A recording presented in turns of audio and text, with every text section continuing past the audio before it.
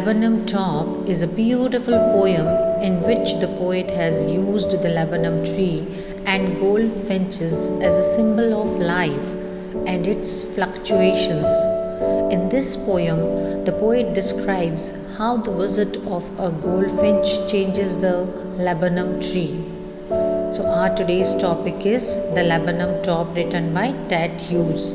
Ted Hughes was an English poet, translator, and children's writer. Critics frequently rank him as one of the best poets of his generation and one of the 20th century's greatest writers. He was appointed Poet Laureate 1984 and held the office until his death. Children, let's see the poem now. The laburnum top is silent, quiet, still in the afternoon yellow September sunlight. A few leaves yellowing, all its seeds fallen. So, laburnum, a short tree with hanging branches, yellow flowers, and poisonous seeds. And goldfinch, a small singing bird with yellow feathers on its wings.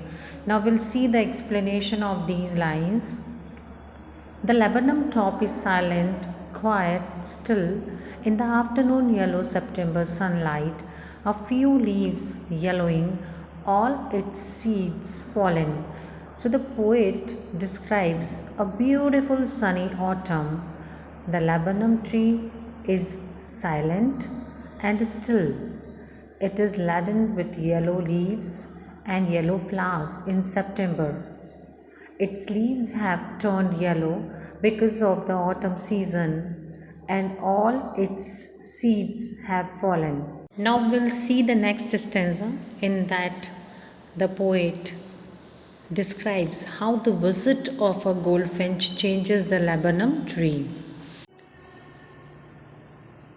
Till the goldfinch comes with a twitching chirrup, a suddenness, a startlement at a branch end, then sleek as a lizard and alert and abrupt. Now here the goldfinch, a small yellow bird twitching a small, often involuntary movement of the body, chirrup, the sound made by a bird, startlement, amazement, sleek means smooth, abrupt means suddenly. So children, in this stanza, a goldfinch arrives with a suddenness, startlement, and the tree is brought back to life again. When the poet says, just then a goldfinch alights. Okay, so on the laburnum tree, making short, high-pitched sound when it arrives or alights on the laburnum tree. The goldfinch has her nest in the tree and her chicks are resting in the nest. On the mother's return, a sudden movement stirs the tree. Her little ones are excited on her arrival and start chirping. The vigilant mother enters the tree with great care so that no predator can come to know that her babies are housed in the nest. The basis of the comparison is that the goldfinch's movement is sudden and abrupt, which is quite similar to the movement of a lizard. Further, the poet says, she enters the thickness and a machine starts up of chitterings and a tremor of wings and trillings. The whole tree trembles and thrills. Chittering, sound made by baby birds, tremor, shaking, trillings to sing a series of quickly repeated high notes, trembles and thrills, shakes violently. So, in these lines, the poet says that at the start of the poem, we have seen the top of the laburnum tree in the poem is silent and still. So, there is hardly any activity on it as the sunlight falls on it on a September afternoon. However, with the arrival of the goldfinch, it suddenly becomes a place of feverish activity. The silent and still laburnum tree suddenly starts trembling and moving. The whole tree comes to life as the chicks of the goldfinch make a lot of noise as they chitter and trill on seeing their mother. So the silence of the place is broken by the twittering and chirping of the chicks and the goldfinch.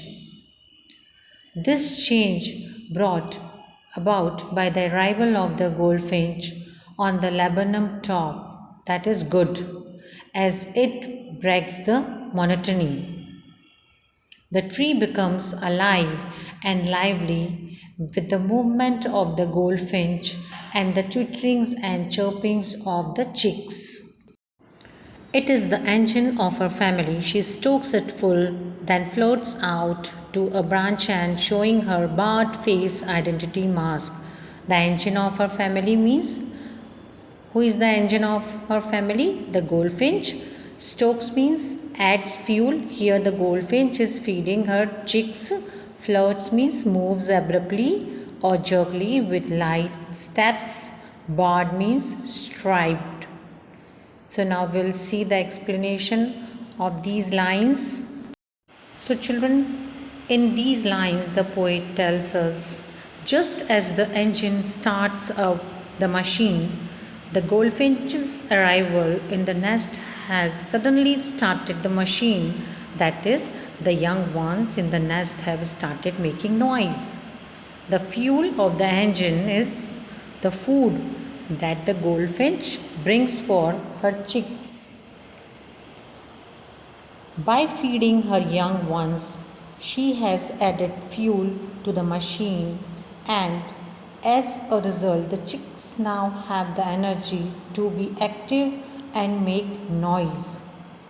After feeding her chicks, the goldfinch flies up and rests on the end of a branch of the tree.